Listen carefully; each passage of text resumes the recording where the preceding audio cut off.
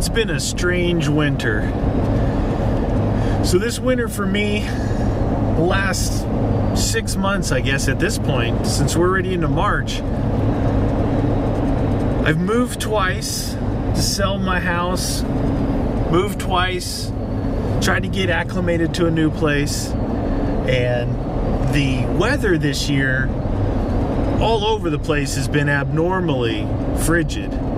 But here, specifically, it's been a very cold winter. We've got a lot of snow. Actually, the wind is blowing very hard today, and we're expecting some more snow tonight. I can see the clouds coming in over the mountains. They come in over these mountains and just dump here, whether it's rain or snow. But even when it's very deceiving here, because the sun is out shining, and you look and you think warmth, you think heat, you think all that stuff. When you get out there and it's cool, but then that wind is blowing and it just cuts right through you. I mean, I'm just wearing my flannel, but it's pretty cold. So it's been an interesting last 6 months. It's kind of put all those things I just talked about has really put a damper on me getting out and enjoying the outdoors, and also sharing it on YouTube. So instead, I've been sitting inside and eating and not exercising, and I've gotten myself up to the highest weight I think I've ever been, 263.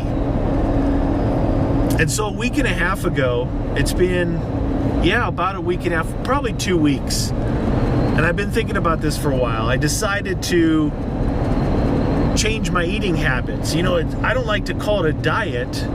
I think I just changing my eating habits, and then in an attempt to get healthy, to get back outdoors. Because, you know, you sit around hibernate like a bear for too long, you can't just go run some stairs or something. You got to work your way back into this stuff. So I'm working on my diet, working on my eating habits, and in these first 2 weeks, I haven't exercised at all. I already see a noticeable difference. What I'm doing is, ultimately, I like to try out the keto diet, which I've never done. I have done kind of an Atkins thing years and years ago, which it's a modification of it. It's basically the difference in protein intake between a pure keto and an Atkins, from what I can see on research. But what I've started here is kind of back to the Atkins thing at first, trying to wean my way into this. Because if you don't take it serious, I think that it's really easy to just jump off and say forget it and keep doing what you're doing, the old status quo. So I've cut out my sugars, mostly soda and candy. Those are my big sugars. And I've cut way back on my bread, which was probably my biggest carb intake. Bread and potato chips. It's been a long time since I have posted a video on here, and kind of just gave you some reasons why. You know, there's a lot of other reasons, a lot of excuses, a lot of self-pity and stuff that there's no need for that here. I deal with whatever demons pop up, when I can. I did post a video on Meat Wagon showing this particular road that I'm on when it snowed 2 weeks ago. And I just wanted to come up here to see what it looked like, if it had dried out, the sun's been out since then. I don't imagine it took too long. Even up here, we're at 7,000 feet or so right here where I'm at. But this is what the road looks like when there's not snow on it.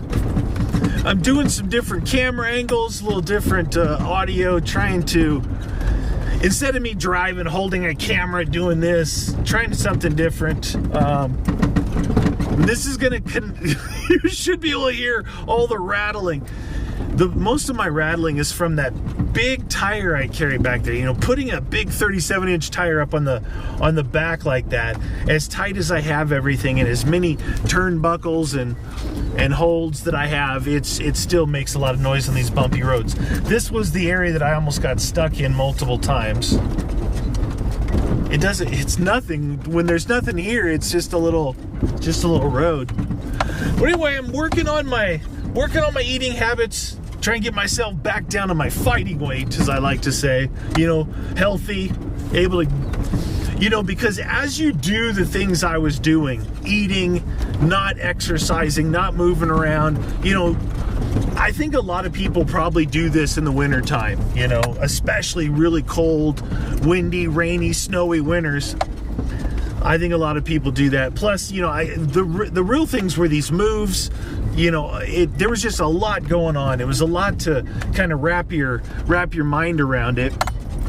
So, but I'm in a good place. I'm happy. I'm looking forward to the weather warming up again. I'm really a summer person. As much as I like weather changes, now that I'm in Arizona here, I like having different seasons. Where in California you really don't have seasons.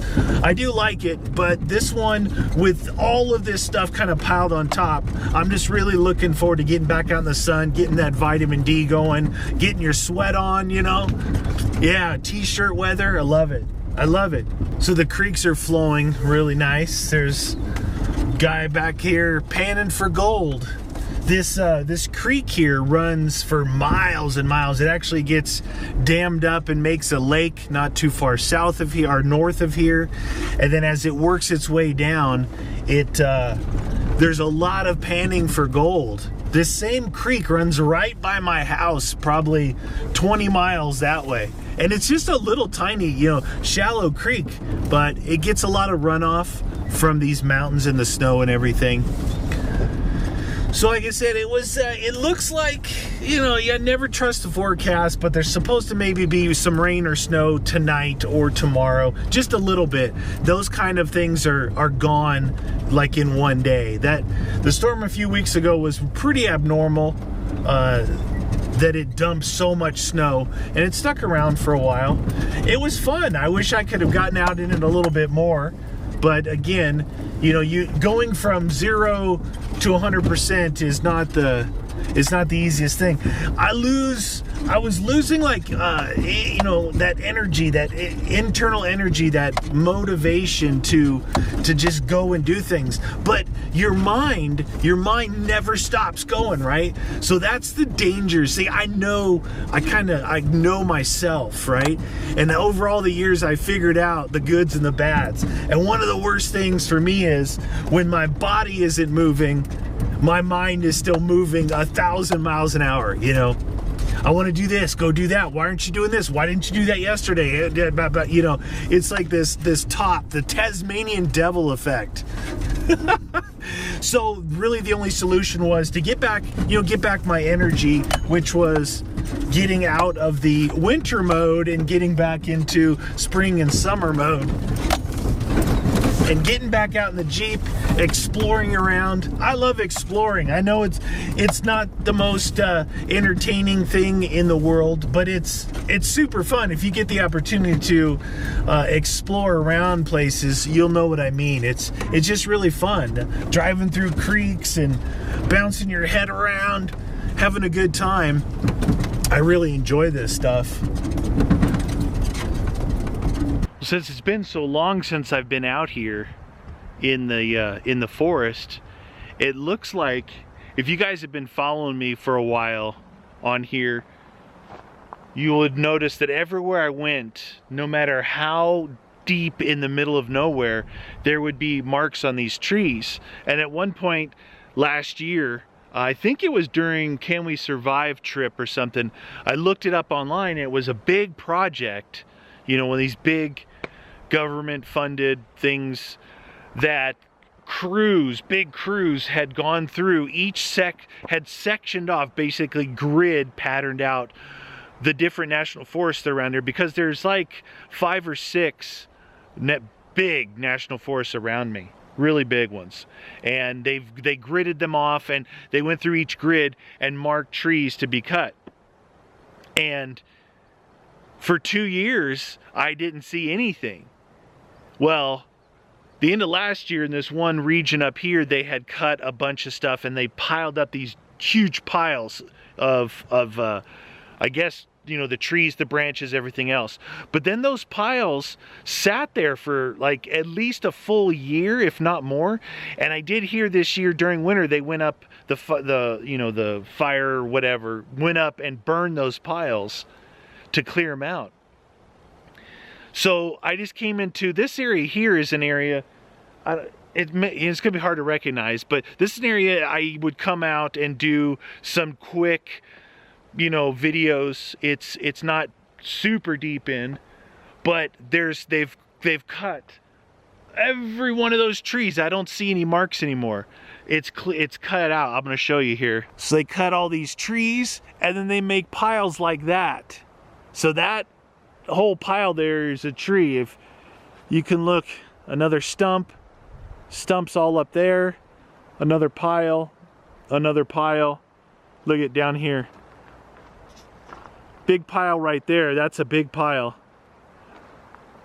Another pile there.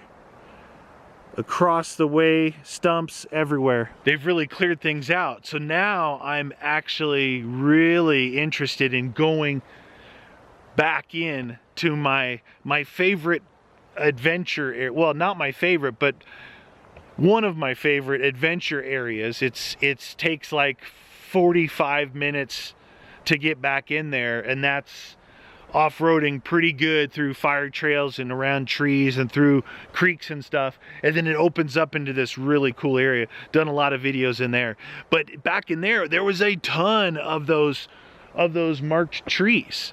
If you come out at the right time, you can actually get some good wood from these piles. So like this piece here,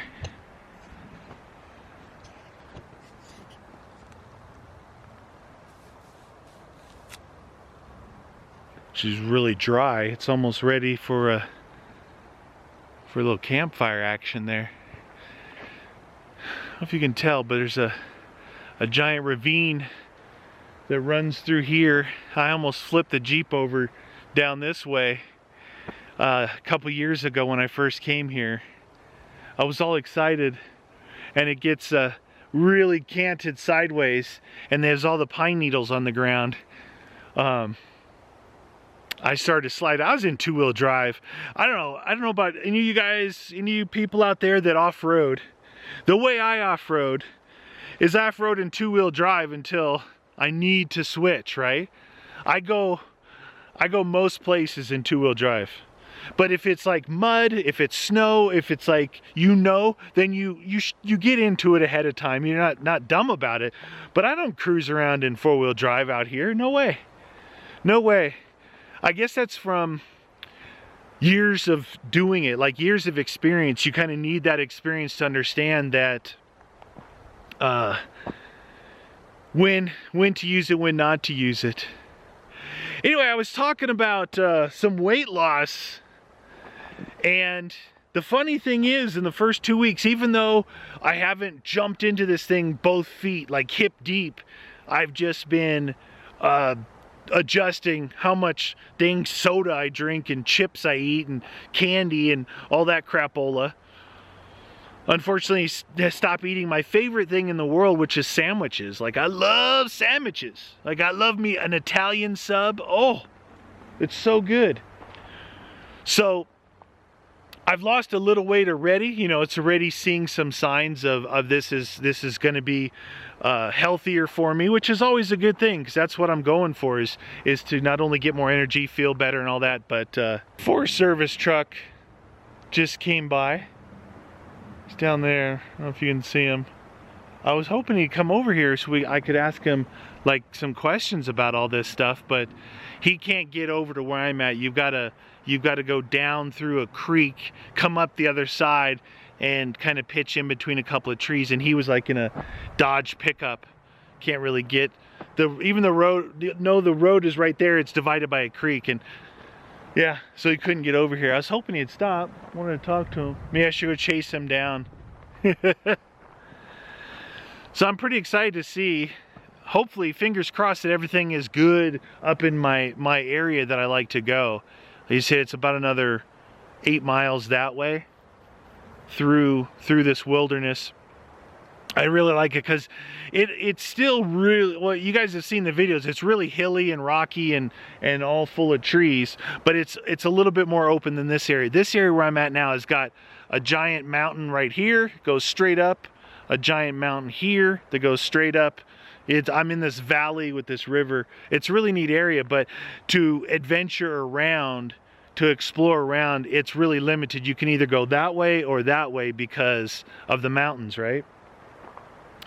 So yeah, feeling energized, getting back out. I don't know why I'm growing this out right now. This isn't a thing. I really don't like the whole beard thing, but I started this. Dude, my hair was super long, like longest it's ever been. So it was like all these things just kind of, it was like the needle that broke the straw that broke the camel's back, right? That's what, there's my Jeep. That's what it was. It was like the straw that broke the camel's back, everything together. So I went and buzzed my hair off, cut all my hair off, back to where I like it, where I'm comfortable. I started letting this grow, and I started to change what I'm shoving down my gullet, you know? Drinking ginger ale like it's water, which was just dumb. So much sugar, you know? And I started doing some research on like the keto diet, low carb diet, modified Atkins, all this different stuff. And I learned a lot. I learned about these sugar crashes, these glucose insulin spikes that you do when you take in so many carbs or all these just ridiculous amount of sugars. And you always wonder why you feel tired after you eat. Everybody's like, oh, food coma. That's the insulin spike. And then boom, and the crash. And you don't think that you could get it from just eating. And I'll talk about some of this stuff in some videos coming up, trying to share what I've learned and what is either working or not working for me. Thanks for watching.